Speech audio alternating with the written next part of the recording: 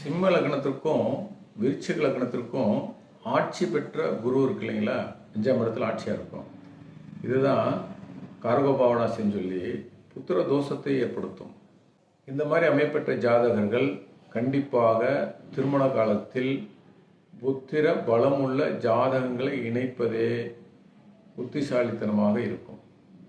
அவங்களாம் விரைவாக இளம் வயதிலேயே திருமணத்தை பண்ணிக்கிறது நல்லது என்பது எப்பொழுதும் எல்லாருக்கும் 100 வருஷமும் நல்ல யோக தசை நடப்பதில்ல. அதில் சில விஷயங்களை நல்ல ஜோதிடர் பார்த்து ஆலோசனை பெற்று சரியான வாழ்க்கை துணையை சரியான காலத்தில் திருமணம் செய்து கொள்வது இந்த தேவையில்லாத மன உளைச்சலையும் கஷ்டங்களையும் சங்கடங்களையும் தவிர்த்து வாழ்வில் அடைய வேண்டிய இலக்கை அடையக்கூடும்.